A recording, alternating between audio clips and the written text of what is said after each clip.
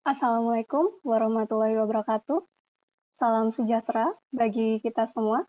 Selamat pagi dan selamat datang di webinar series Esri Indonesia. Pertama-tama saya ucapkan terima kasih kepada Bapak Ibu sekalian yang sudah menghadiri webinar kali ini mengenai topik yang menarik ini. Bagaimana kita bisa menggunakan GIS untuk menentukan potensi dari energi sumber daya terbarukan. Di sini dalam tujuan untuk mencapai renewable energy goal. Perkenalkan, nama saya Nadira, saya dari Educational Services Esri Indonesia, dan saat ini saya yang akan menjadi semacam moderator untuk memandu acara pagi hari ini yang akan dibawakan oleh dua pembicara kami, dari sisi praktisi serta dari sisi Esri Indonesia itu sendiri.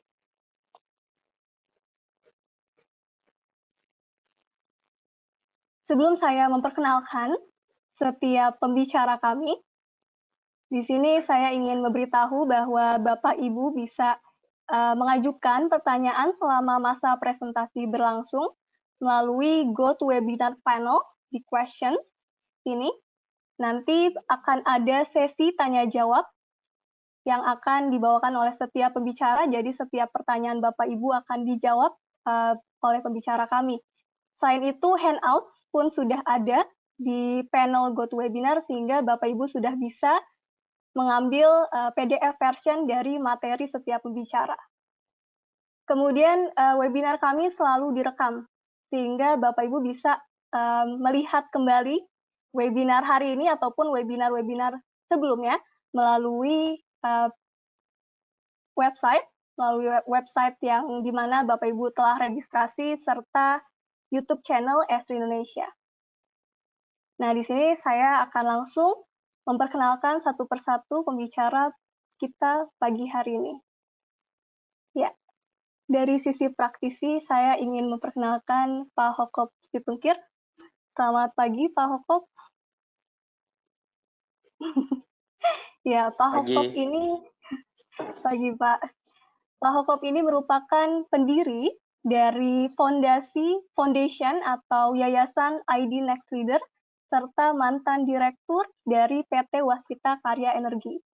Beliau merupakan praktisi yang berpengalaman di bidang renewable energy, serta konstruksi bangunan.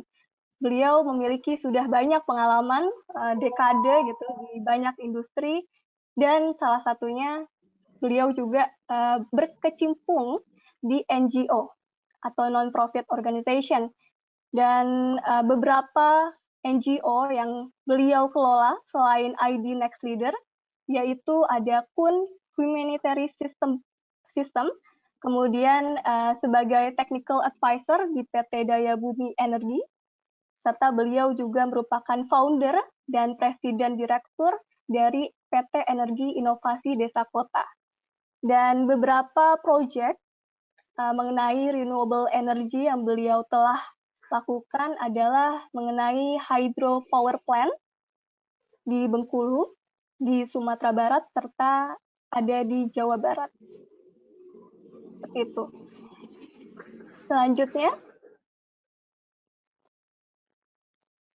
Selanjutnya juga ada yang tidak kalah kerennya, yaitu Mbak Eufrasia Bianca Adiatmoko atau biasa dipanggil Mbak Inka.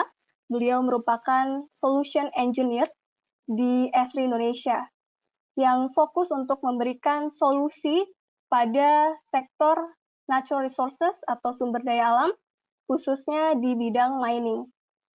Dan beliau sudah memiliki experience sebagai GIS analyst di environmental impact analysis atau dampak lingkungan.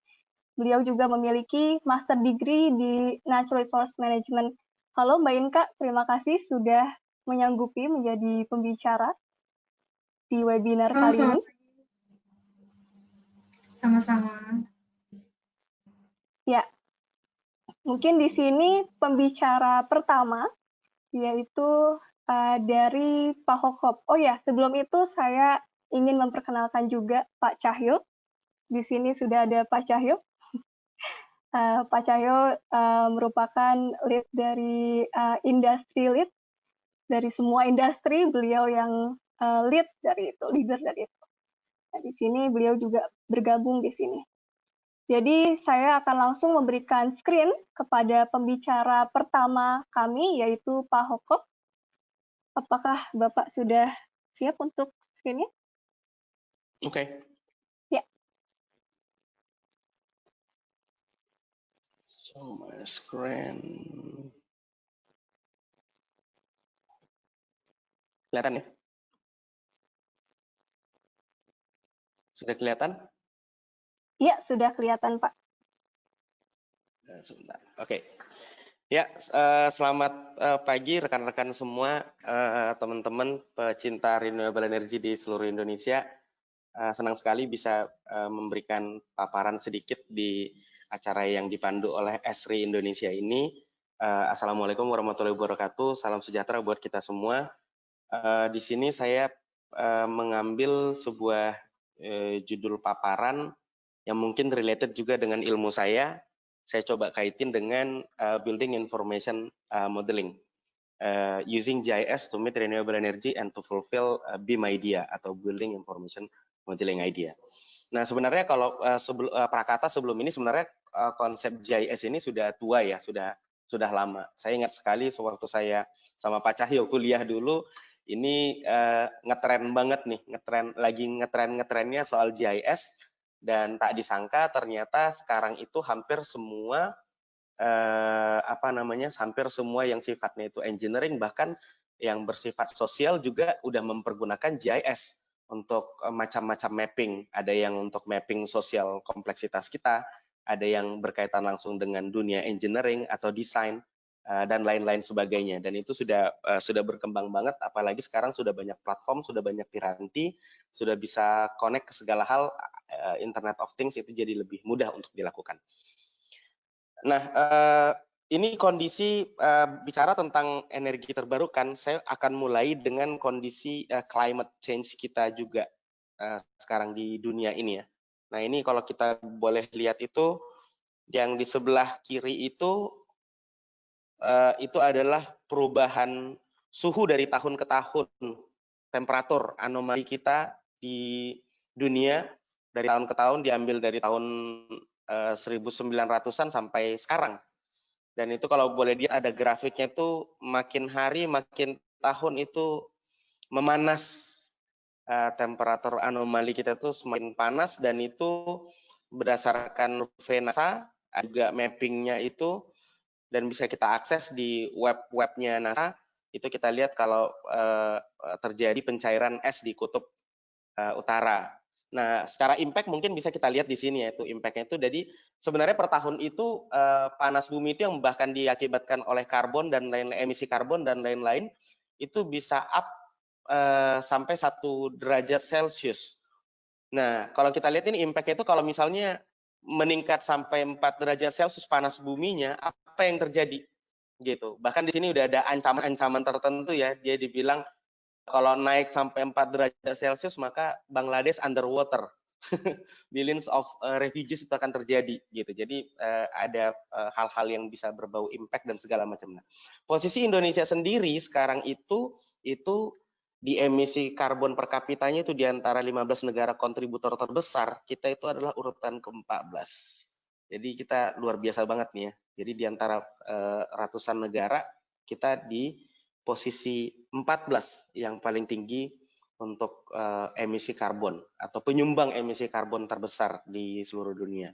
Nah, dari mana itu datangnya? Tentu dari industri dan hal-hal lain yang sifatnya itu mungkin forest fire atau waste, sampah, baru pembangkit kita yang sifatnya fosil itu menghasilkan emisi karbon yang mungkin bisa menjadi kontributor yang membuat dunia ini mengalami peningkatan derajat kepanasan atau temperatur anomalis setiap tahunnya. Nah, secara energi sekarang di dunia ini seperti ini juga peta NASA. NASA itu yang paling aktif sebenarnya, cuman sayangnya NASA ini tidak gratis ya, jadi kayaknya harus beli dan harus diupdate. Ini saya ambil dari tahun 2016 sampai 2017 kondisi listriknya itu diambil pada malam hari. Kita boleh lihat Indonesia di situ itu masih banyak daerah-daerah di Indonesia itu yang masih belum terelektrifikasi, belum terelektrified dengan baik. Nah, tapi di sini ada yang lucu. Ada kalau dari sisi PLN ataupun dari ESDM itu sudah menyatakan kalau rasio elektrifikasi Indonesia 2016 itu 90%. Dan tahun 2019 ini sebenarnya tercapai 97,3% dan target sampai 2020-2021 itu kalau bisa sampai 99%. Nah, sebenarnya di sini ada trik perhitungan ya, tapi kalau kita bagi dua, konsumen dari elektrifikasi atau listrik itu sebenarnya paling besar di Indonesia itu atau di beberapa negara itu adalah industri. Jadi ini adalah hasil perhitungan antara kombinasi antara industri sama household. Kalau household saja itu mungkin tidak sampai sekitar 97%.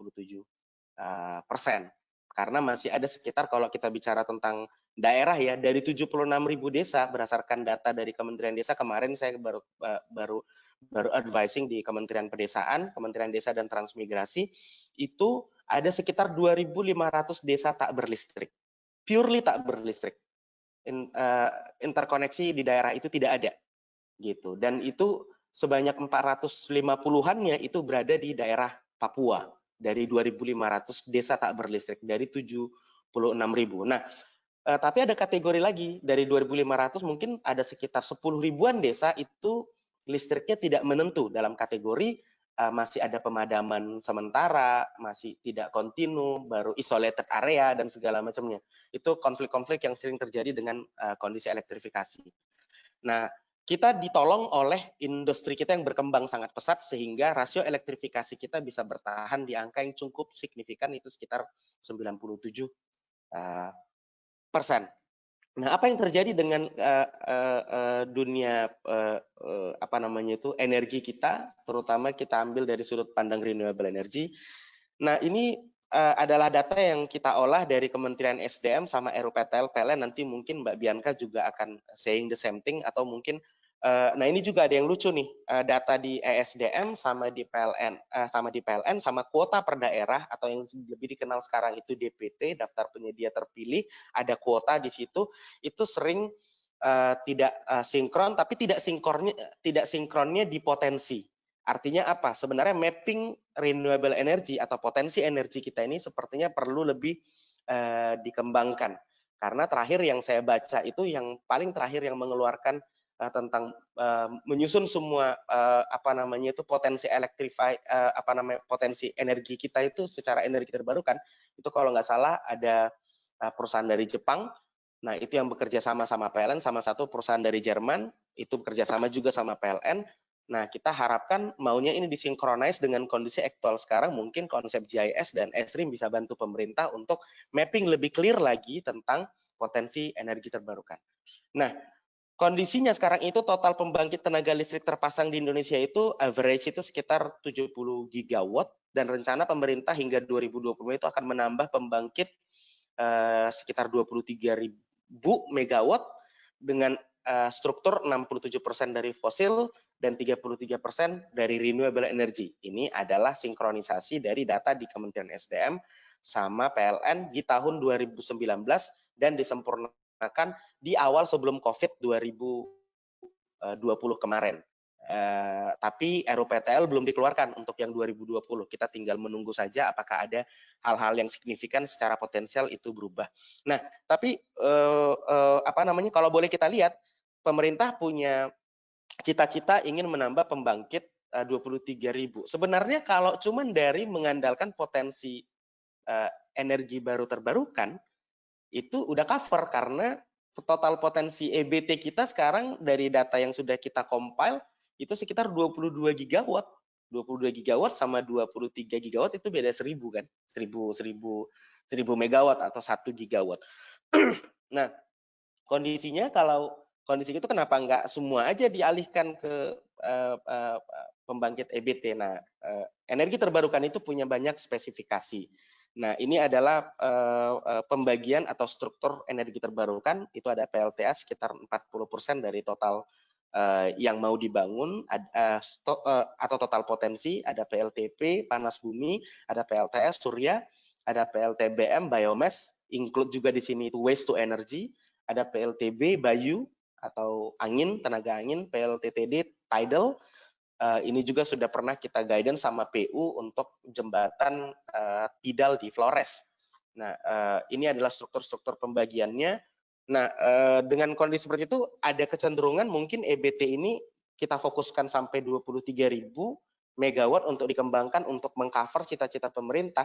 Sebenarnya ada satu problem. Problemnya adalah kebanyakan energi terbarukan itu berada di daerah remote area atau jauh dari mungkin sistem yang dibangun oleh PLN. Kenapa bisa seperti itu? Karena dia tergantung dengan alam. Gitu. Jadi beda dengan kalau misalnya itu PLTU yang fosil, misalnya kalau karena dia kondisinya juga besar bisa langsung bangun gardu induk di situ dan bisa dibikin mulut tambang atau batu baranya bisa diimpor atau misalnya dipindahkan dari Sulawesi dipindahkan ke Kalimantan. Tapi kalau energi terbarukan itu tidak bisa, itu di daerah itu saja. Jadi sementara secara potensial itu sangat terpecah-pecah. Jadi contoh misalnya ini kita lihat ada di Aceh. Aceh itu hydro 1.761 megawatt. Ini yang paling besar itu cuma sekitar 200 megawatt di Aceh itu, yang sekarang belum terbangun ya secara potensial. Yang sudah terbangun itu ada yang sampai 400 sampai 500 megawatt. Nah, secara hydro dari 1.700 itu mungkin yang satu tempat cuma sekitar 300 mega, selebihnya yang 10 megawatt, 20 mega itu terpencar-pencar di seluruh Aceh atau sungai yang mengalir di Provinsi Aceh.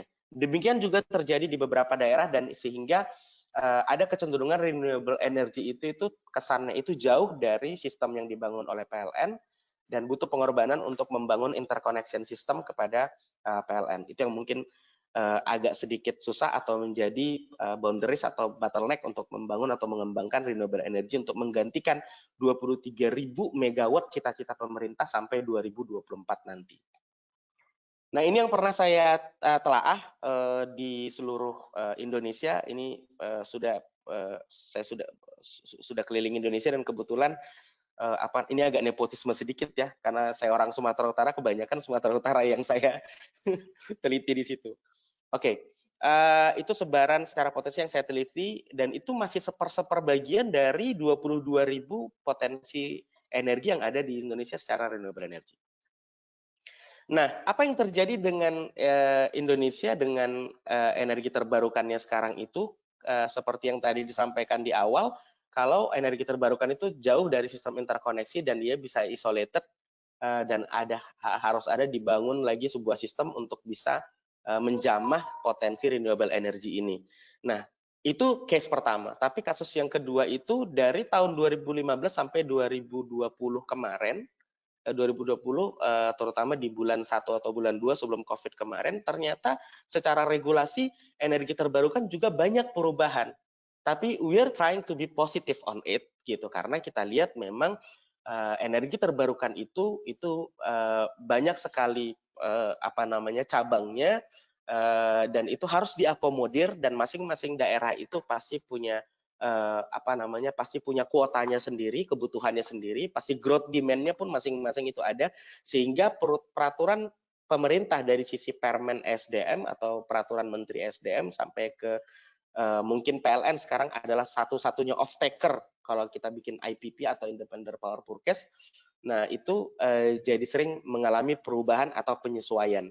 But we are trying to be positive on it. Kenapa saya bilang harus positif? Karena mungkin memang dari sisi regulasi harga energi terbarukan itu sekarang itu di luar dari wilayah timur, Papua, Sulawesi dan lain-lain, itu mungkin harganya itu sudah di bawah Rp1.050 per kWh.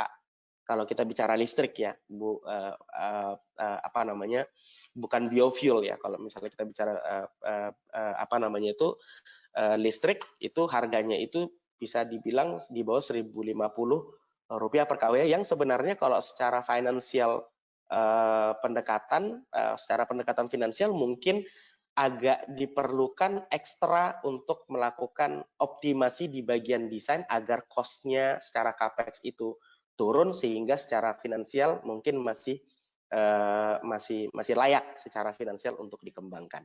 Nah, tapi kalau di daerah timur itu rata-rata itu di atas 1.500, bahkan ada yang sampai di Papua itu ada yang sampai atau Pulau Buru misalnya sampai Rp3.000 per kWh gitu. Tapi karena itu sistemnya sangat isolated dan mungkin harga-harga bahan bangunan juga di sana itu sangat tinggi gitu. Jadi sehingga ada kecenderungan dan mungkin di daerah situ juga secara kuota listrik juga belum terdevelop semua gitu. Nah, itu yang mengakibatkan Permen SDM itu banyak perubahan. Nah, di satu sisi lagi, ketika kita sampai ke wilayah, ada wilayah Pemda, habis itu ada dari Pemda sampai ke PLN, sampai ke ESDM, divisi EBTKE, Departemen EBTKE, ternyata kalau kita lihat-lihat, udah pun melewati OSS kemarin, atau online single submission kemarin, itu masih ada sekitar 25 surat menyurat dari daerah sampai pusat untuk mendeklar satu pembangkit gitu, untuk mengembangkan satu pembangkit yang sifatnya itu energi baru terbarukan. Jadi permen yang mengatur regulasi itu juga sepertinya perlu disederhanakan dari sisi perizinan. Nah, sementara apa sih perizinan ini? Ilmunya apa di perizinan ini? Kalau menurut saya, ilmu di perizinan itu adalah feasibility study. Nah, sebenarnya konsep GIS itu akan mempermudah feasibility study. Jadi konteksnya seperti yang tadi di awal saya cerita, ini secara potensial seluruh yang ada di Indonesia, yang menurut kita itu dari pusat, SDM, PLN, bahkan sampai ke lokal demand, itu mungkin masih banyak bias atau masih banyak data pencilan, atau misalnya banyak ketidaksesuaian, mungkin bisa kita rapihkan menjadi one data ya, dengan cara menerapkan konsep GIS. Jadi yang perlu dengan konsep energi terbarukan ini, kita harus segera untuk melakukan akuisisi data dan menganalisis data sehingga potensi energi terbarukan di seluruh Indonesia ini jelas termapping dan bisa didevelop oleh provinsi masing-masing atau untuk melakukan peningkatan sampai kerjasama ke skala internasional dan lain-lain untuk mengembangkan energi di Indonesia. Nah, potensi energi dalam data itu kita harus melakukan memori kolektif, kita harus potensi presisi itu harus kita lakukan kembali karena banyak data-data energi terbarukan, sungai dan lain-lain itu yang berubah karena catchment areanya berubah dan lain-lain, itu menyebabkan jadinya secara potensial itu tidak sama lagi sekarang dengan mungkin 10 atau 20 tahun yang lalu. Sehingga akuisisi data atau proses untuk mitigasi data terkait dengan potensi energi terbarukan itu harus senantiasa dilakukan oleh pemerintah, bisa bekerja sama juga dengan organ-organ teknikal atau organ-organ engineer yang bisa membantu pemerintah untuk mapping ini semua, apalagi ketika diterjunkan ke dunia infrastruktur dan dunia investasi. Data itu sangat diperlukan untuk bisa melihat sampai sejauh mana demand dan sejauh mana potensial itu bisa dikembangkan oleh masing-masing provinsi atau daerah ataupun negara kita. Nah, yang menarik yang mau saya sampaikan di sini, ketika mungkin teman-teman sudah pada familiar dengan istilah GIS dan BIM ya, Building Information Modeling. Seperti saya yang bilang tadi, inti dari perizinan di Indonesia itu sebenarnya adalah feasibility study. Seandainya, saya berpikir seandainya feasibility study itu sangat mudah untuk kita lakukan dengan menerapkan pola GIS sampai BIM. Nah, mungkin akan lebih cepat untuk meyakinkan pemerintah atau unit-unit usaha di pemerintah ataupun dunia investasi bahwa secara potensial kita clear dan demand masih ada dan itu layak untuk dikembangkan, dan secara feasibility study, secara ekonomi juga untuk growth demand masyarakat di Indonesia itu sangat baik untuk bisa dikembangkan energi terbarukan ini. Nah, when GIS meets BIM, kehebatannya itu adalah contoh misalnya kita bicara tentang wind misalnya. Wind itu apa yang didapat dengan mengkombinasikan ilmu GIS dengan building information modeling, yang pasti kontur ya. Wind direction data collection, wind rose model bisa kita lahirkan. Wind flow estimation bisa kita dapat. Compare to climate data itu tinggal penyesuaian dengan data yang mungkin dimiliki oleh pemerintah lewat badan meteorologi dan lain-lain. Kita bisa compile it Dan bahkan mungkin ada beberapa segmen, contoh misalnya waktu saya membangun sebuah PLTA di salah satu daerah di Indonesia, saya agak aneh karena data curah hujannya aja bisa bolong-bolong tuh. Nah, artinya mungkin ada sistem updating yang mungkin harus selalu dilakukan, karena intinya kombinasi antara GIS sama BIM itu adalah yang paling utama itu adalah akuisisi data. Jadi data itu harus bisa di-verified dan valid untuk bisa dipakai untuk melakukan langkah lebih kompleks. Nah, kondisinya ya seperti ini. Jadi misalnya ada, katakan misalnya secara renewable energy, ada cabang hydro, ada wind, ada geothermal, tidal, solar, biomass, waste to energy, itu bisa kita mapping secara GIS dan bisa kita modeling sampai ke desain. Gitu. Apa yang kita dapat dengan mengkombinasikan dua hal ini itu yaitu konsep desain, cost estimation kita dapat, electrical power stimulation yang juga kita dapat, feasibility study so pasti, development of electrical network dan interconnection and demand growth simulation yang kita dapat, work breakdown structure dan construction methodenya juga pasti kita dapat secara konsep semuanya, dan itu bisa kita lihat jadinya kelayakan per masing-masing potensi yang ada di seluruh Nusantara. Jadi intinya adalah mapping secara keseluruhan potensi energi terbarukan itu dengan menggunakan konsep GIS dan BIM itu bisa dikorelasikan langsung dengan demand sama growth demand-nya. Terus kemudian yang berikutnya itu bahkan sampai mendeteksi region electrification ratio datanya. Jadi seperti yang di awal saya bilang tadi itu, yang ini bisa lebih akurat untuk sisi household itu bisa dibagi yang ini. Yang rasio elektrifikasi secara household itu bisa kita lihat lagi dan lebih akurat lagi tanpa harus di-compare dengan industrial side gitu. Nah, itu yang mungkin secara konseptual. Nah, saya coba-coba, saya sudah pernah menerapkan ini walaupun belum sempurna sekali. Saya pernah coba ada di sekitar 2-3 pembangkit, salah satunya itu yang saya pakai di Waskita, terus yang sebelumnya saya sudah bangun ada 2 pembangkit di daerah Sumatera Utara, PLTA Parmonangan, dan sekarang itu lagi ongoing itu di Bengkulu. Kita coba dengan sistem seperti ini. Jadi when GIS meets BIM, ternyata kita membuat feasibility study itu nggak lebih dari 3 bulan. Jadi kita sudah bisa compile data. Yang kita lakukan platformnya itu kita pakai Google Map, kita pakai ArcGIS mungkin dari Esri, terus kita compare dengan AutoCAD, terus ada platform WBS sama CPM, ada platform hidrologi, platform energi, dan kita juga beberapa kali melakukan drone site. Bahkan dengan kondisi drone sekarang ini, kemarin saya diskusi dengan salah satu pembuat drone murah Indonesia, namanya Bang Raja, mungkin bisa diundang juga kapan-kapan dia di sini tuh, Bang Raja Wali. Bang Raja Wali itu dia bikin drone murah sekali untuk Indonesia, dan itu udah bikin pakai solar panel dan bisa bertahan sampai 2-3 hari terbang di udara untuk mapping. Nah, kondisinya kadang-kadang kalau misalnya kita on desk, kita ngambil data atau beli data, itu kalau kata orang Bandung bilang riweuh, riweuhnya itu maksudnya kita harus dapat catchment areanya, itu harus kita mapping lagi dan segala. Tapi ternyata dengan konsep GIS, dengan platform yang diambil oleh drone, gambar-gambar yang diambil oleh drone, baru diciptakan algoritmanya, baru dimasukkan ke dalam data simulasi, baru ditampilkan dalam bentuk AutoCAD, ternyata kita dapat presisi catchment area. Bahkan bukan cuma itu, jenis tumbuhan di catchment area kita bisa tahu. Mana spotting yang gundul, lahan gundul kita tahu. Mana yang perlu dilakukan penghijauan lagi kita tahu. Berapa banyak binatang yang ada di catchment area kita tahu.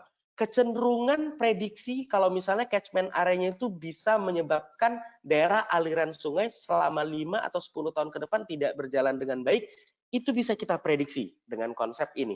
Dan itu lebih matang jadinya secara konsep feasibility study. Nah, ini yang sering kita misunderstanding dengan kekuatan data yang yang bisa menjawab segala hal.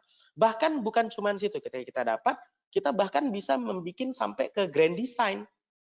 Nah, artinya kontur sudah ada, kondisi tanah datanya kita bisa ambil, kita bisa portrait, kita bisa tahu kondisi catchment area, kita bisa prediksi debit alirannya. Nah, secara konseptual, secara desain sebenarnya ini sudah 90% selesai. Gitu. Jadi tinggal diolah dan dibuat menjadi detail engineering design. Artinya ketika pemerintah membutuhkan data FS untuk perizinan dalam waktu 3 bulan, sebenarnya kita sudah bisa kasih kepada pemerintah sehingga online single submission secara perizinan itu bisa lebih cepat dan lebih pendek waktunya. Saya boleh kasih curhat sedikit nih ya. Saya dulu sebelum waktu membangun pertama kali energi terbarukan, dan saya coba pakai beberapa konsep dan segala macamnya itu, saya perlu waktu sekitar 2 tahun untuk mengurus pertama perizinan, sama yang kedua itu adalah konsep desain. Ketika kita semuanya itu ngambilnya itu secara manually, padahal itu ujungnya cuman visibility study untuk mendeklar kalau lokasi itu layak untuk dibangun energi baru terbarukan. Masa untuk seperti itu aja kita perlu sampai 2 tahun izin dari pemerintah. Nah, dengan konsep yang bisa kita compile antara pemerintah punya perizinan dengan OSS system, baru kita ada GIS meets BIM yang mungkin bisa menjawab sampai ke tingkat desain. Hal seperti ini saya yakin bisa dipersingkat.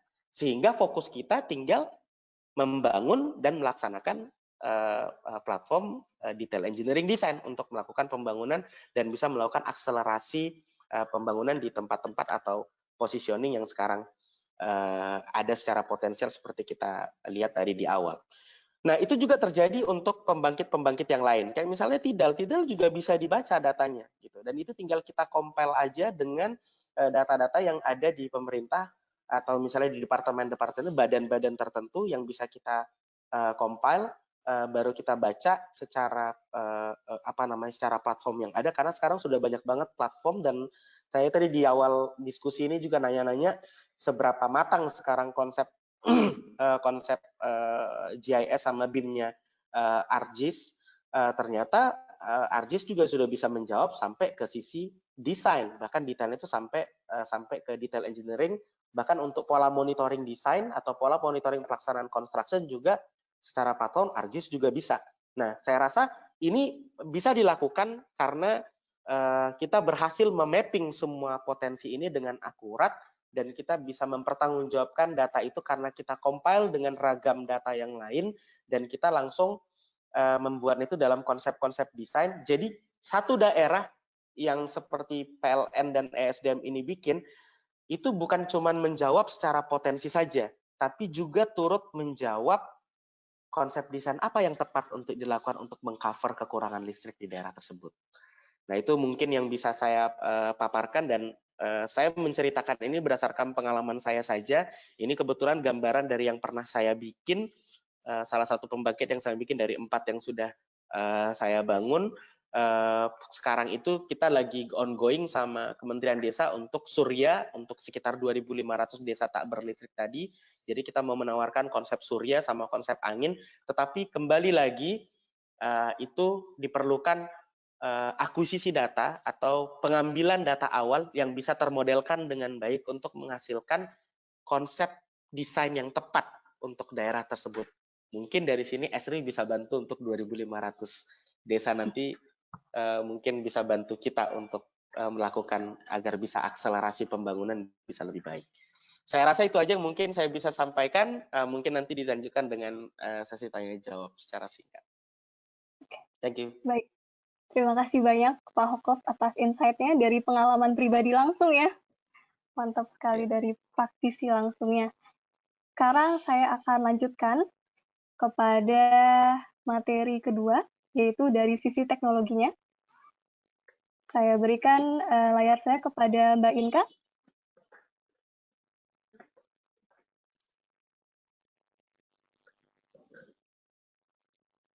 Ya, sudah terlihat ya, Mbak Nadira? Ya, sudah terlihat. Ya, baik.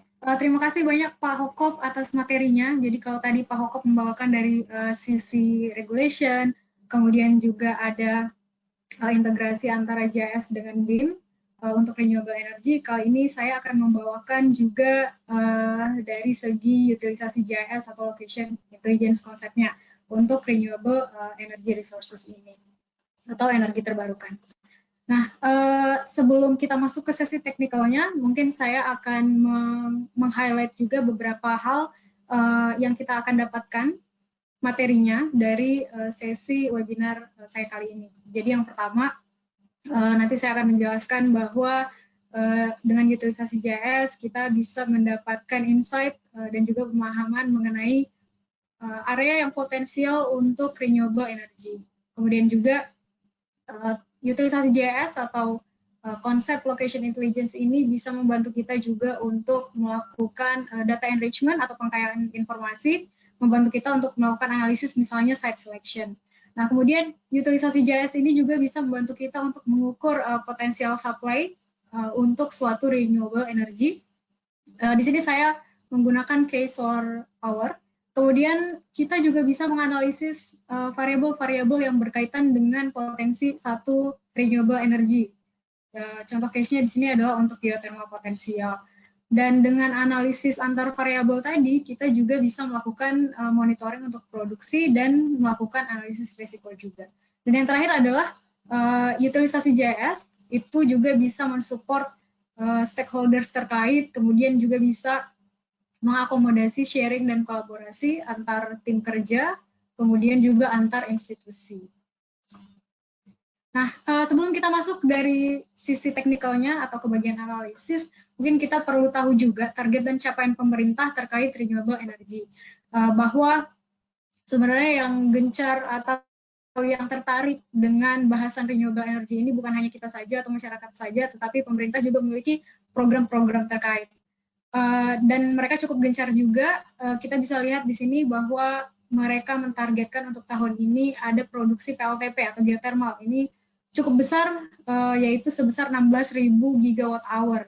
Kemudian untuk penurunan intensitas energi primer ini juga targetnya itu adalah sebesar 0,9 SBM, setara barrel minyak per miliar rupiah. Dan inline juga dengan penurunan emisi CO2, ini adalah sebesar 58 juta ton di tahun ini. Nah, sebagai contoh case untuk realisasi dan target renewable energy project oleh pemerintah, contohnya adalah dari segi solar energy, untuk tahun ini ditargetkan sebanyak 45.000 unit, dan ini sangat jauh sekali jika dibandingkan dengan angka realisasi di tahun lalu yang hanya 19.000 unit saja. Dan bahkan juga pemerintah sudah menyediakan lampu solar energi gratis untuk rakyat. Ini realisasinya sudah mencapai sebesar 110.000 unit di 22 provinsi. Nah, untuk penurunan emisi ini kalau kita lihat ternyata dari tahun 2014 hingga sekarang setiap tahunnya ini meningkat, dan di tahun lalu kita punya prestasi bahwa capaian atau realisasi untuk penurunan emisi ini lebih tinggi daripada apa yang ditargetkan.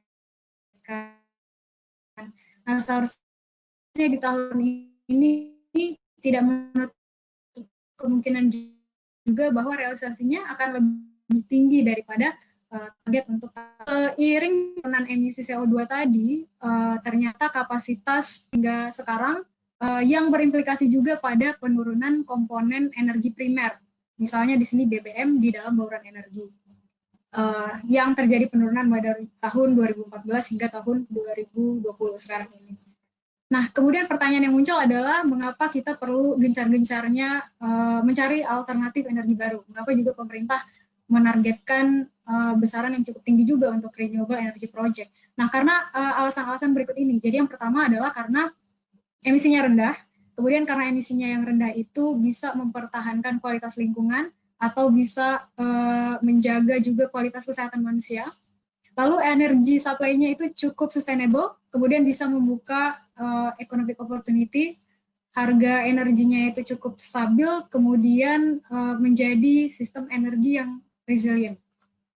Nah, sekarang pertanyaannya adalah mengapa utilisasi JS? Kalau tadi Pak Hokop sempat menyinggung juga bahwa JS ini seharusnya bisa membantu pemerintah untuk renewable energy, mungkin dari segi desain, lalu analisis data, akuisisi data, dan sebagainya. Nah, di sini ada 3 hal yang saya sampaikan, bahwa yang pertama adalah utilisasi GIS ini sifatnya scalable, jadi kita bisa melakukan analisis mungkin di local scale atau di regional, di national scale, bahkan di global scale. Nah, kemudian untuk kita melakukan analisis ini diakomodasi dengan kita menggunakan workflow atau parameter yang berbeda-beda. Jadi bisa mengakomodasi berbagai modeling atau analisis yang disesuaikan dengan kebutuhan analisis. Nah, kemudian kita bisa menarrow down juga analisisnya, mulai dari yang paling general, atau misalnya untuk analisis potensial, kemudian masuk ke step yang lebih teknis lagi, mungkin eksplorasi, kemudian sampai ke market potensialnya, ini semua bisa dilakukan juga dengan GIS. Nah, ada 2 analisis yang saya bawakan pada sesi webinar kali ini. Yang pertama adalah mengenai solar power potential modeling, kemudian nanti yang kedua adalah analisis antar variabel yang berkaitan dengan geothermal potensial. Untuk modeling solar power potential ini di dalam ArcGIS platform khususnya, ini kita difasilitasi dengan data eksternal, data solar radiation dari NASA, itu levelnya adalah global dataset, berupa data solar radiation prediction. Nah, selain data NASA ini, sebenarnya di dalam ArcGIS platform juga kita difasilitasi dengan data-data pelengkap lainnya, seperti data populasi, kemudian data purchasing power, data point of interest, misalnya data residential area atau juga commercial area, sehingga kita benar-benar bisa meloket area-area mana saja yang potensial untuk renewable energy. Nah, untuk modeling solar power potential ini sebenarnya ada 2 metode. Yang pertama ini saya akan jelaskan di slide ini, kemudian nanti yang kedua akan saya tunjukkan di dalam video. Nah, untuk yang pertama ini kita bisa menggunakan semua default tools yang ada di ArcGIS platform. Jadi contohnya yang pertama ini, kita bisa menghasilkan data raster untuk solar radiation-nya dalam unit watt hour per meter persegi. Ini kita bisa menggunakan default tool, yaitu area solar radiation di dalam ArcGIS platform.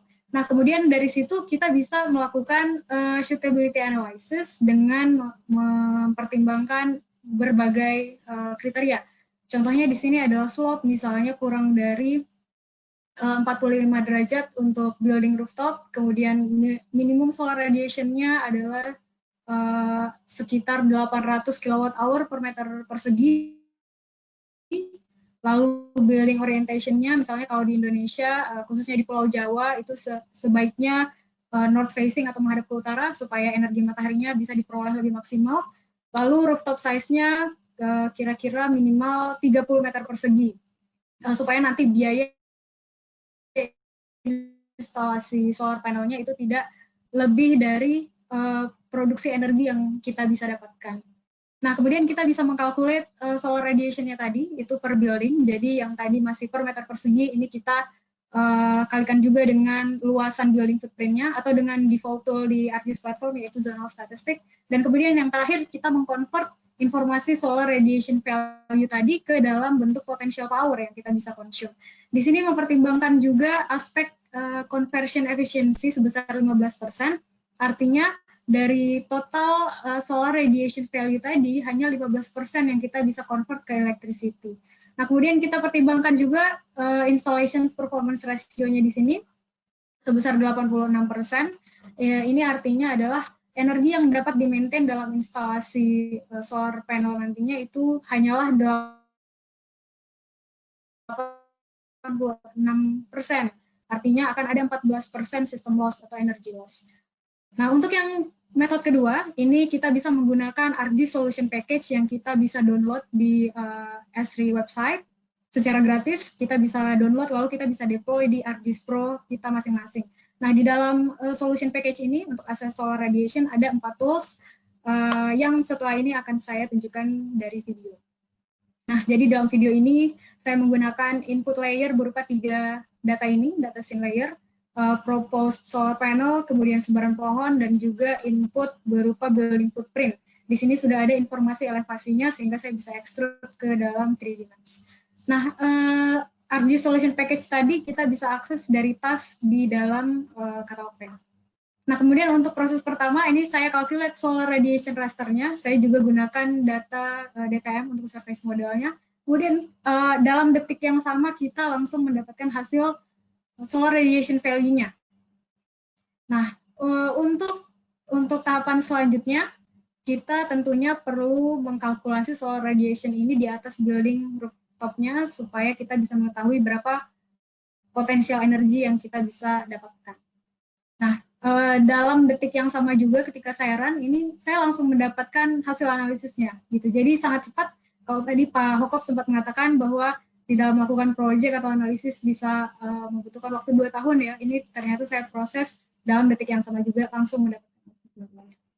Nah, tahap yang ketiga ini saya mengkalkulate untuk seluruh building rooftopnya ini berapa solar radiation yang kita bisa peroleh. Sehingga tadi saya men-select semua recordnya karena memasukkan semuanya sebagai input analisis. Kemudian nanti hasilnya seperti ini, jadi saya mendapatkan informasi kilowatt hour per meter persegi, kemudian per building, dan juga untuk total satu area pemukiman.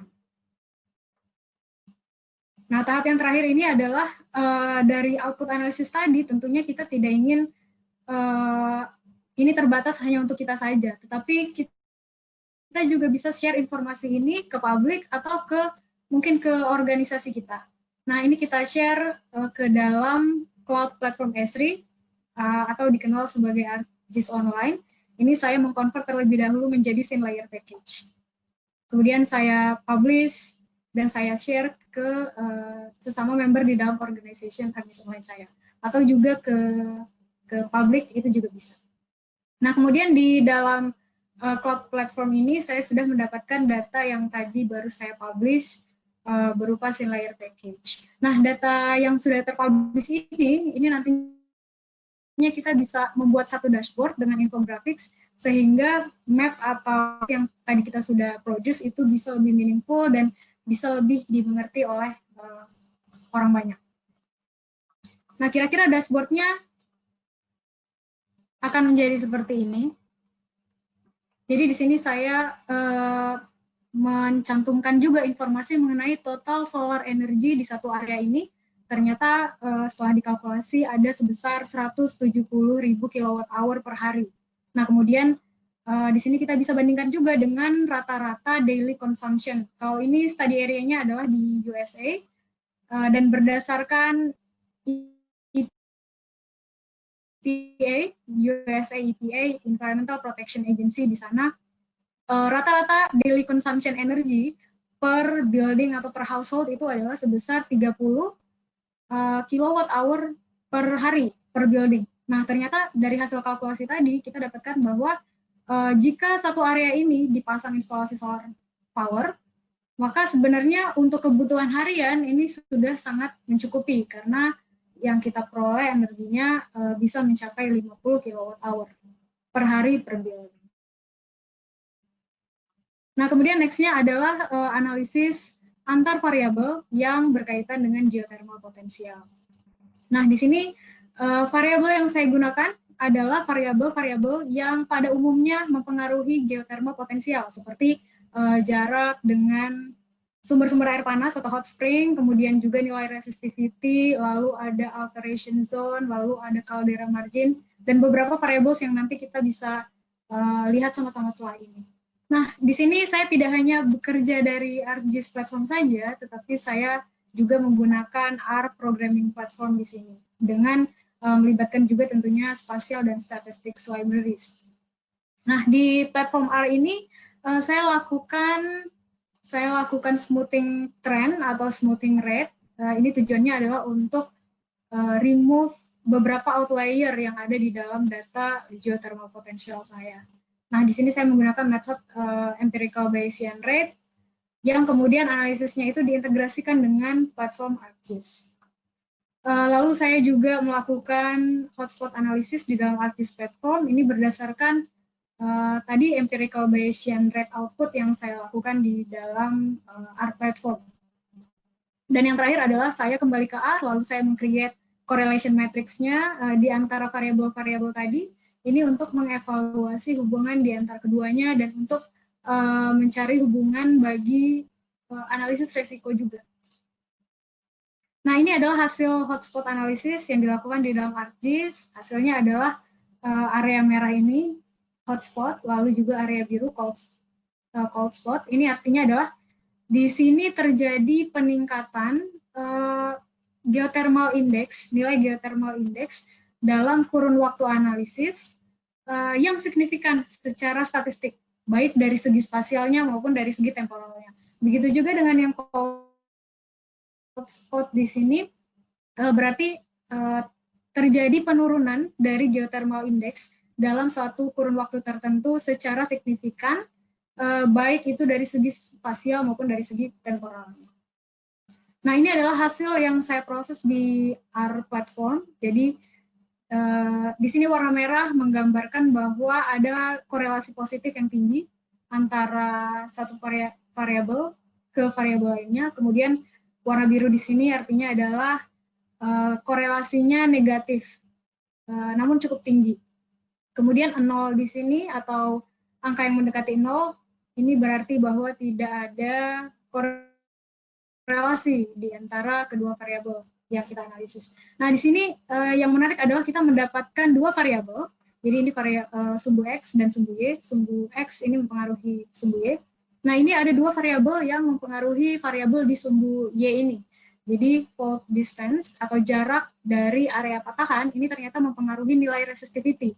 Artinya bahwa jika jarak dari patahan itu dekat, maka nanti nilai resistivity-nya juga bisa menjadi rendah. Nah, ini inline dengan teori sebenarnya. Jadi nilai resistivity yang rendah itu mempengaruhi geothermal potensial atau menentukan adanya potensi. Dan jarak dari area patahan ini semakin dekat juga mempengaruhi adanya geothermal potensial. Nah, ternyata antar variabel ini juga saling mempengaruhi. Nah, tadi selain ada pengaruh dari area patahan dengan nilai resistivity, ada juga pengaruh dari area kaldera ke jarak dengan volcanic domes. Di sini cukup tinggi juga, 0,8. Nah, di sini sebenarnya make sense juga hubungan ini karena biasanya area kaldera itu tercipta akibat adanya erupsi dari bawah permukaan bumi. Yang tekanan ini juga sebenarnya akibat erupsi ini bisa mendorong permukaan bumi tergerak ke atas yang kemudian nantinya akan muncul volcanic domes. Nah, dari sinilah kita bisa mencari hubungan di antara variabel-variabel ini. Nah, dari kita menganalisis antar variabel ini sebenarnya next step-nya adalah kita juga bisa menggunakan hasil ini untuk analisis resiko. Jadi misalnya terdapat potensi resiko pada satu variabel, misalnya resistivity. Nah, kita juga dapat memonitor apa yang terjadi sebenarnya dengan data atau dengan variabel area patahan ini. Nah, misalnya resistivity-nya di suatu kurun waktu tertentu itu meningkat, yang tidak favorable bagi geothermal potensial. Nah, kita juga bisa mengkonekkan apa yang terjadi dengan sebaran faults-nya, seperti itu. Nah, jadi di dalam analisis risiko, kita bisa juga membandingkan hubungan antara variabel-variabel ini. Kemudian di sini saya menunjukkan secara teknis juga workflow-nya seperti apa, mulai dari awal hingga kita mendapatkan correlation matrix-nya tadi. Jadi input data saya ini adalah data point yang memiliki nilai potential index. Nah, di sini saya enrich dengan variabel-variabel yang saya akan analisis. Di sini, di dalam geodatabase saya, kalau kita lihat di sebelah kanan ini, input datanya ada dua, ada data point, lalu ada data hasil enrichment-nya tadi. Nah, ketika saya proses di R, lalu kembali ke ArcGIS nanti, seharusnya akan ada data baru yang di-push dari R, itu masuk ke dalam ArcGIS geodatabase, sehingga ada integrasi di antara keduanya. Nah, di sini saya melakukan kalkulasi empirical Bayesian rate untuk potential index dengan hot spring, tapi kita juga bisa melakukannya dengan variabel-variabel lain. Pada umumnya, empirical Bayesian rate ini adalah metode untuk smoothing trend, di mana di sini saya meremove outlier dengan cara mensubtract potential index dengan average hot spring-nya, lalu kemudian dibagi dengan standar deviasi. Mungkin ini cukup teknis, tapi untuk para data scientist di luar sana mungkin menjadi sesuatu yang sangat menarik juga. Nah, di sini saya push output hasil analisis saya ini ke dalam geodatabase di dalam suatu kolom yang baru, yaitu EB_rect. Nah, kalau kita cek kembali ke geodatabase saya sudah mendapatkan data yang baru hasil proses dari R tadi, hanya dalam waktu beberapa detik saja atau mungkin 1 detik saja dengan kolom yang baru tadi sudah terproses. Nah, untuk next step-nya ini saya lakukan hotspot analysis dari hasil empirical Bayesian rate tadi. Saya menggunakan analisis field dari hasil kalkulasi di R tadi, kemudian hasilnya adalah yang saya tunjukkan tadi di slide sebelumnya ya. Jadi ada area hotspot, lalu ada area cold spot. Area hotspot ini menunjukkan bahwa adanya peningkatan yang signifikan.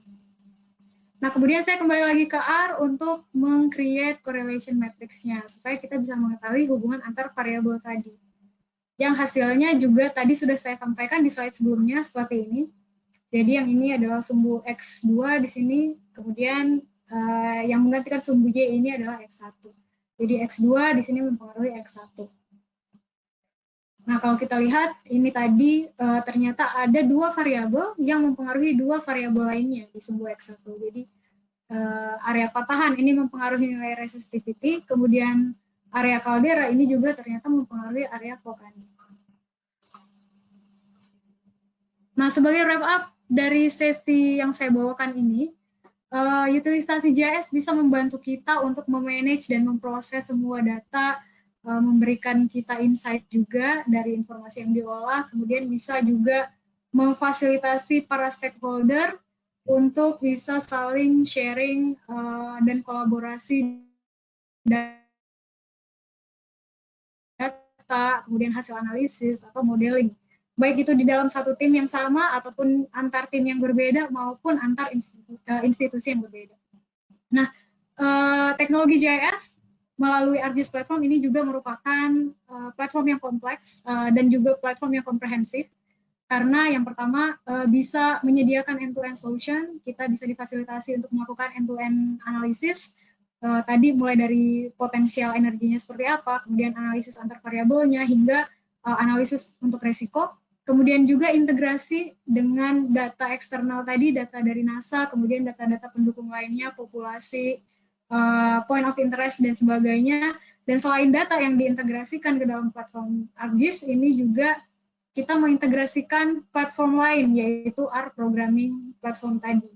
Nah, kemudian sifatnya ini yang scalable.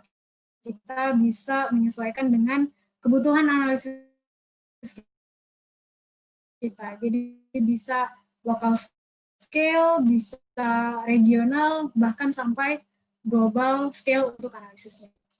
Nah, mungkin itu saja materi yang bisa saya sampaikan. Semoga bermanfaat bagi kita semua. Terima kasih.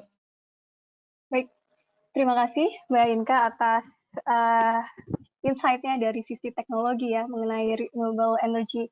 Di sini saya akan langsung masuk ke sesi tanya jawab karena sebenarnya waktu kita sudah habis. Kira-kira dari Pak Hokop serta Mbak Inka mungkin nggak ya kalau meluangkan 10 atau 15 menit untuk tanya jawab?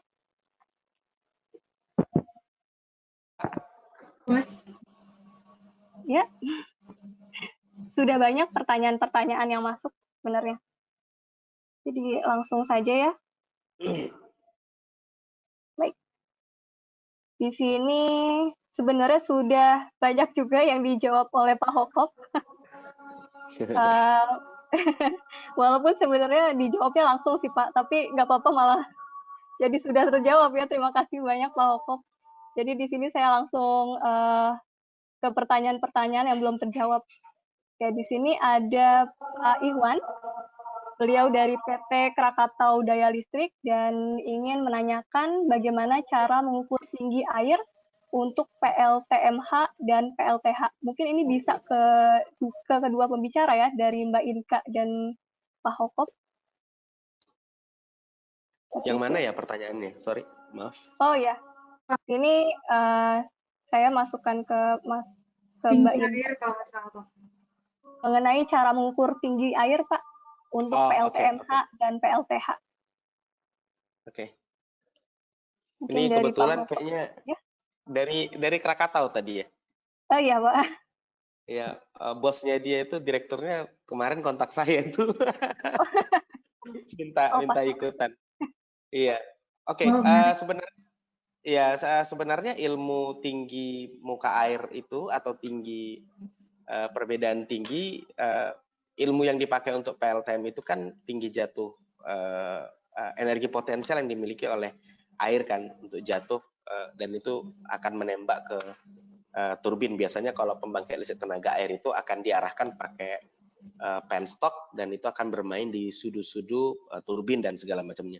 Nah, konteksnya untuk mengukur itu ya ilmu yang tadi itu ilmu topografi. Nah, tapi topografi ini secara GIS sebenarnya sudah gampang untuk bisa, dan secara presisi juga sekarang itu kita sudah pernah trial untuk presisi untuk contouring sampai bukan cuman kontur tanah tapi juga tinggi muka air harian kita dapat rata itu dengan comparing dengan data-data historical, kita compare dengan data yang up to date yang kita ambil, misalnya kita ambil pakai portrait by drone yang kita terbangkan ke sungai atau ke atas sungai atau daerah aliran sungai, itu kita bisa mendapatkan tinggi jatuh tinggi jatuh airnya bagaimana. Dan bukan cuma itu, jadi air ini kan atau sungai ini kan masing-masing kan berbeda kan jenis aliran sama jenis topografiknya kan. Nah, secara topografik mungkin ada yang terlalu berliku,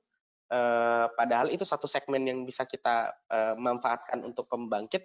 Nah, bisa jadi karena terlalu jauh ditarik sampai untuk mendapatkan tinggi jatuh tertentu, untuk mendapatkan daya tertentu, itu akan menimbulkan cost of construction-nya jadi semakin tinggi.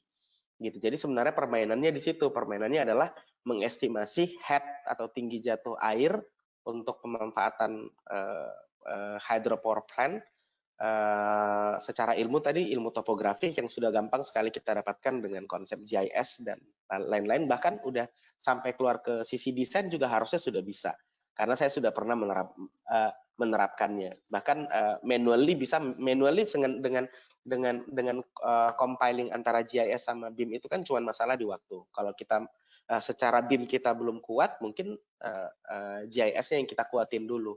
Gitu. Jadi secara kontur kita tahu, tinggi muka airnya juga kita tahu, dan itu bisa diukur dengan piranti atau platform yang ada sekarang. So simple sih sebenarnya. Baik, mungkin simpel bagi Bapak ya. Memang praktisi di bidangnya, memang sudah biasa. It's simple. It's totally simple. It's so simple. Baik, terima kasih. Mbak Inka, mau menjawab itu juga atau saya mungkin bacakan pertanyaan? Mungkin sedikit saja. Jadi ya, sebenarnya boleh. tergantung ya cara mengukur tinggi air yang potensial untuk renewable energy. Tapi yang perlu kita pertimbangkan itu juga adalah selain tadi Pak Hokop juga sampaikan bahwa bentukan lahan misalnya sungai seperti itu kan berbeda-beda ya, itu kita perlu pertimbangkan juga. Selain itu juga adalah water flow-nya, kemudian speed-nya juga, lalu tekanan airnya juga gitu. Apakah itu cukup untuk menghasilkan energi seperti itu? Jadi perlu ada assessment, perlu mempertimbangkan berbagai parameter itu tadi juga. Mungkin seperti itu. Oke, baik. Terima kasih Mbak Inka atas jawabannya. Saya lanjutkan lagi, mungkin saya langsung berikan ke Pak Hoko, kemudian ke Mbak Inka. Di sini ada yang menarik karena sesuai juga dengan yang Kementerian Desa itu ya. Seperti yang diungkapkan oleh Pak Hoko tadi, bahwa Indonesia masih kekurangan energi listrik, khususnya daerah kami di bagian Siapi-Api Riau yang masih mengandalkan energi listrik. Siapi-api. Ya, yang masih mengandalkan energi listrik dari air di Kampar, jarak sekitar 350 km dari Bagan Siapi-Api. Sehingga pasokan listrik ke daerah kami sangatlah sedikit karena merupakan stok listrik terakhir yang dibagikan. Bagaimana kira-kira kita mengusulkan kekurangan pasokan listrik tersebut kepada pemerintah dan kira-kira instrumen apa yang harus disiapkan oleh pemerintah kabupaten. Mungkin sebelum dijawab saya berikan juga pertanyaan ke Mbak Inka kali ya, biar sekalian. kepada Mbak Inka, ada lagi pertanyaan mengenai apakah pemetaan potensi energi dari radiasi surya sudah melihat kemungkinan adanya tutupan awan yang bisa mengurangi jumlah intensitas radiasi yang diterima permukaan bumi? Seperti itu. Boleh, mungkin dari Pak Hokop terlebih dahulu. Mungkin langsung. Oh ya, Pak Hokop terlebih dahulu. Ya, boleh. Baik, silakan Pak. Ya, Faruk ini juga teman saya nih, dia di Kon Humanitari kalau nggak salah. Oh iya. Oke, apa namanya, buat Pak Faruk, mungkin begini ya, jawabannya sebenarnya apa namanya, kembali kepada pendataan yang dimiliki oleh negara. Jadi sekarang itu di negara itu ada untuk pengembangan energi, baik itu biofuel ataupun bioenergi ataupun misalnya energi terbarukan, bahkan mungkin fosil energi, pengembangan fosil energi itu sekarang itu masuk ke sistem kuota namanya. Jadi masing-masing daerah itu ada kuota-kuotanya masing-masing. Kuota itu dihitung dari berdasarkan demand atau growth demand, atau misalnya ada industri yang berkembang, household yang bertambah, itu sehingga menyebabkan kebutuhan elektrifikasi itu akan diharapkan akan trending meningkat, sehingga diperlukan, sehingga ada kuota di situ untuk membangun atau mensupply demand tersebut. Satu. Yang kedua itu adalah sistem interkoneksinya PLN.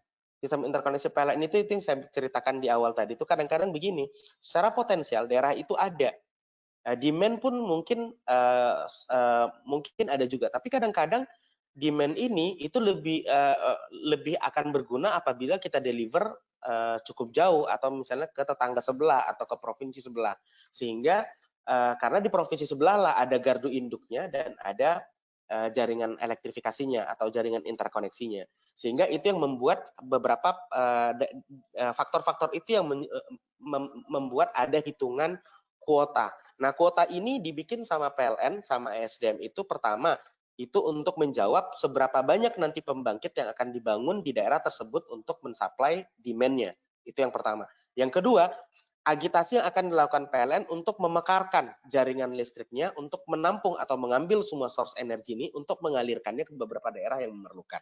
Itu sebenarnya konsep dari kuota. Setahu saya untuk daerah Bagan Siapi-Api sama Riau itu sebenarnya masih ada kuota yang cukup tinggi. Kalau saya balik tadi ke slide atau bisa dibuka di slide nanti sama Mas Faruk, bisa dilihat kalau di situ sebenarnya sudah ada perencanaan dengan kuota yang cukup signifikan.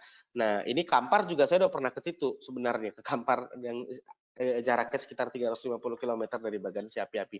Jadi kalau menurut saya konteks-konteks ini kita harus pelajari betul sistem kuotanya PLN, dan related juga dengan pertanyaan yang sebelumnya yang saya sudah tempat ketik-ketik tadi, ada beberapa daerah juga yang jaringan listrik juga nggak ada. Nah, untuk konsep seperti ini, pemerintah atau beberapa investment itu harus mengakomodir isolated area. Contoh misalnya Pulau Buru. Di Pulau Buru itu tidak ada sistem jaringan PLN. Jadi kalaupun dibikin sistem jaringan PLN itu akan mengakomodir untuk satu Pulau Buru saja, Buru Selatan sama Buru Utara, gitu. Nah, sementara di situ ada 9 KP, kantor pelayanan PLN, itu tidak ada jaringan sama sekali.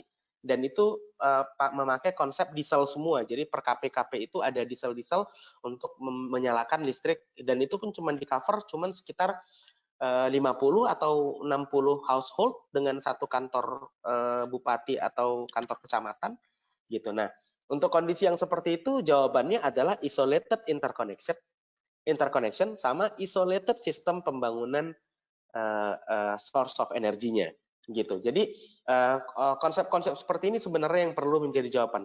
Pulau Buru seperti itu, Kepulauan Seribu juga seperti itu, Pulau Muda di daerah Kepri juga seperti itu rata-rata. Jadi ada beberapa sektoral daerah yang memang kita harus bikin isolated untuk bisa menjawab energi di daerah tersebut. Karena kalau kita paksakan misalnya pembangunan energi di situ, kita harus tarik lagi jaringannya yang cukup jauh, ya cost of investment-nya akan semakin tinggi atau capex-nya akan semakin tinggi.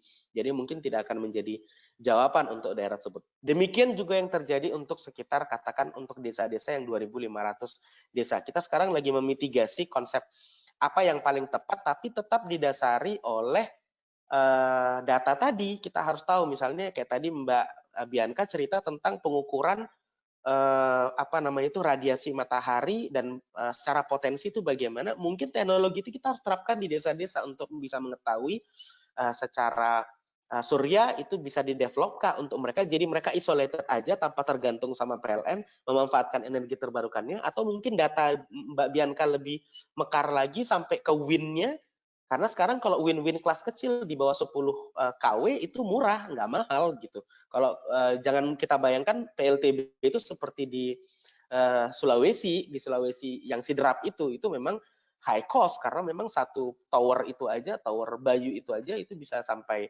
10 mega mungkin ya, saya lupa 5 atau berapa mega gitu. Nah itu really high cost gitu. Nah tapi untuk yang kecil-kecil, untuk dia menjawab sampai cuma sekitar satu desa itu, katakan cuman paling tinggi kan 200 household ya, untuk menjawab permasalahan 200 household, mungkin ada alternatif yang memanfaatkan energi terbarukan, kita hibridkan, baru kita isolated daerah itu jadi independen secara energi. Kalau istilah Mendes sekarang itu adalah desa mandiri energi gitu. Nah itu mungkin konsep-konsep yang perlu diterapkan untuk daerah-daerah tak berlistrik, tapi seperti yang di awal juga, dan udah terima kasih udah ditampilin secara analitik tadi sama Mbak Bianca, itu tidak akan bisa kita capai kalau data kita nggak valid untuk memanfaatkan source of energy yang tepat untuk daerah itu. Kira-kira gitu. Ya, baik. Terima kasih Pak atas jawabannya. Mbak Inka, boleh langsung menjawab saja? Ya. Mungkin terkait hal tadi ya, isolated development energy pada area-area tertentu, itu sebenarnya kalau kita melihat target dan capaian pemerintah dari tahun ke tahun, itu untuk penyediaan atau pembangunan renewable energy itu semakin meningkat.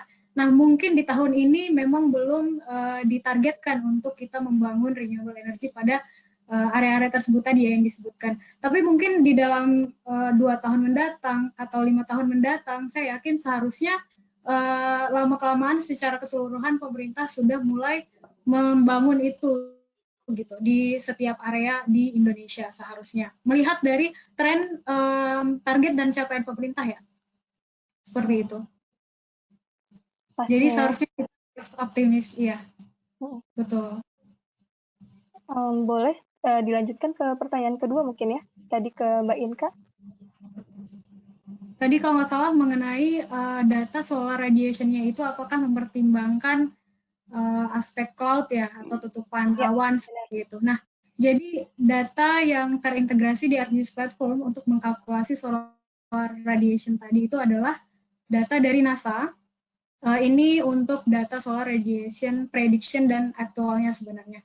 Nah, jadi NASA memiliki workflow sendiri sebelum kita bisa langsung mengekstrak atau kita langsung mengkonsum secara langsung. Nah, itu mereka memiliki algoritma atau mereka melakukan workflow juga mempertimbangkan radiation atau radiometric correction, kemudian juga untuk atmospheric correction, sehingga untuk noise seperti tadi tutupan awan, kemudian mungkin secara radiometrik ada dilakukan juga enhancement terhadap imagery-nya seperti itu juga saya rasa sudah dilakukan oleh NASA sebelum meluncurkan data itu supaya bisa langsung dikonsum oleh publik. Seperti itu. Tapi kalau data untuk Indonesia sendiri itu apakah sudah lengkap gitu untuk datasetnya untuk dianalisa? Data Indonesia juga sudah lengkap karena coverage-nya untuk data solar radiation NASA ini adalah global scale. Baik. Kita bisa lakukan juga di Jakarta, di Indonesia. Seperti itu. Oke. Baik, mungkin pertanyaan terakhir kali ya di sini. Untuk masing-masing pembicara. Oh ya, untuk terkait data model geothermal, apakah sudah ada karakteristik geothermal di Indonesia? Apa sudah ada data model geothermal untuk karakteristik geothermal di Indonesia? Mungkin untuk itu, data ya, sebenarnya untuk data geothermal sendiri ini sudah banyak yang melakukan modeling potensialnya ya. Jadi selain pemerintah juga ada badan-badan atau institusi terkait renewable energy khususnya geothermal. Nah, jadi cukup beragam, tetapi yang diimplementasi atau yang baru bisa terrealisasi itu mungkin hanya sekitar kurang dari 50%, kalau saya bisa katakan ya. dari potensi energi yang sudah dipetakan di Indonesia. Seperti itu. Mungkin sumbernya bisa dari Kementerian ESDM atau dari industri-industri oil and gas untuk geothermal, atau juga dari institusi terkait renewable energy. Seperti itu.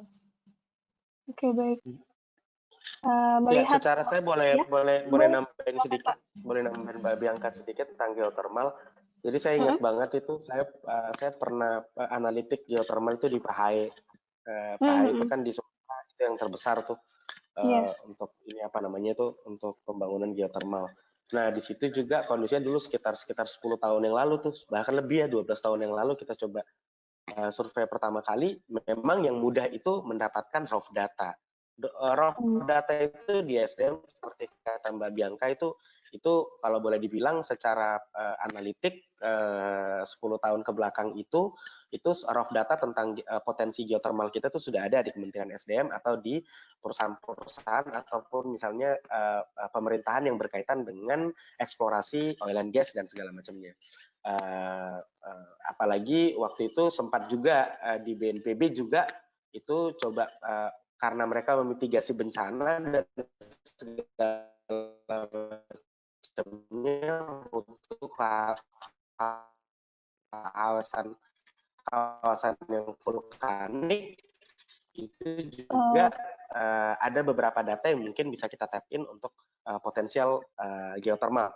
Gitu. Tapi yang dari sini problem dari geothermal itu, tapi how to analyze it. Karena yang sering gini, ketika dianalisis segala macam, ketika dicoba dibor, ternyata potensinya itu nggak sama gitu. Artinya ada yang miss di situ. Jadi kita jangan cuman mengandalkan raw datanya gitu. Kira-kira gitu sih, kalau boleh ditambah. Baik, terima kasih banyak Pak Hokop serta Mbak Inka. Melihat waktunya sudah lebih ya sebenarnya. Terima kasih banyak atas pertanyaan-pertanyaannya. Ini untuk masih banyak sebenarnya pertanyaan-pertanyaan yang belum terjawab. Jadi tidak perlu khawatir untuk Bapak Ibu sekalian. Nanti kami butuh bantuan Pak Hokop juga sama Mbak Inka akan menjawab ya satu-satu pertanyaan dari peserta. Jadi di sini akan di-note, semuanya akan disimpan semua pertanyaannya sehingga akan tetap dijawab satu-satu. Mungkin di sini jika ada note terakhir dari Pak Hokop atau Mbak Inka, kira-kira tentang bagaimana sih pengembangan untuk selanjutnya gitu di Indonesia, apa yang diharapkan, apa yang next step mungkin, jika ada note terakhir gitu tentang renewable energy, boleh disampaikan sedikit. Mungkin kali ini karena closing statement Mbak Inka duluan. Baik Pak, siap. Mungkin kalau saya dari sisi teknikalnya ya, jadi dari segi analisis, modelingnya, seperti itu harapan saya adalah seiring dengan target pemerintah yang semakin besar dan juga realisasinya yang semakin besar setiap tahunnya untuk renewable energy ini, seharusnya juga men-trigger para data scientist mungkin atau para GIS analis untuk juga bisa menggali sebanyak mungkin kemungkinan-kemungkinan kita bisa membantu pemerintah dari segi modeling atau analisis seperti itu.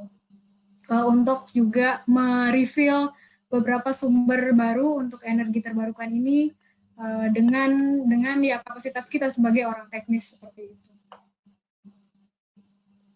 Mungkin itu dari saya. Ya, terima kasih. Silakan Pak Hokop.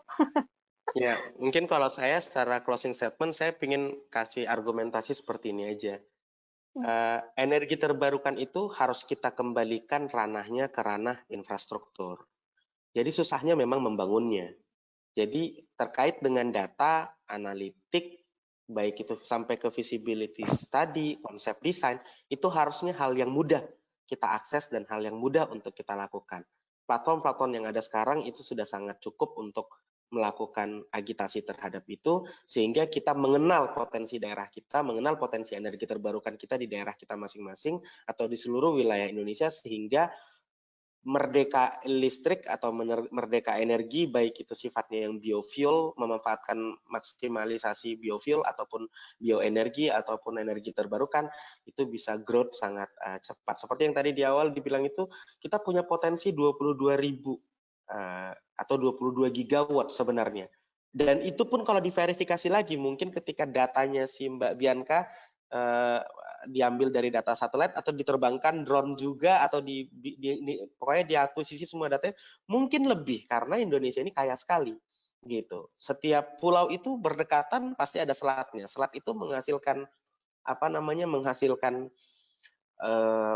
tidal gitu. Hampir semua pulau-pulau kita itu, pulau-pulau besar ataupun kecil itu punya sungai sendiri. Dan itu bisa sangat dimanfaatkan. Dan kita hidup di daerah tropis yang mungkin secara tropikal kita adalah rasio radiasi mataharinya cukup baik untuk dilakukan pembangkit listrik tenaga surya. Geothermal, kita adalah negara pegunungan. Hampir semua pulau kita itu adalah pulau-pulau, apalagi Sumatera Utara, Sumatera itu Kepulauan Seribu. Itu pasti banyak potensi-potensi yang bisa dikembangkan, tapi ketika bicara tentang data, saya penasaran aja secara konsep itu, sebenarnya kita bisa merdeka energi dengan full memanfaatkan atau memaksimalkan energi terbarukan yang ada di data atau misalnya yang ada di beberapa daerah kita. Sehingga kalau datanya sudah sinkronis, sudah baik, aku rasa akan sangat mudah untuk meningkatkan infrastruktur energi di beberapa daerah. Makanya saya bilang tadi itu kita harus mengembalikan hajat energi terbarukan itu ke wilayah infrastrukturnya. Jadi sulitnya membangunnya, bukan mendatanya. Mantap. Ya, terima kasih banyak atas note-nya.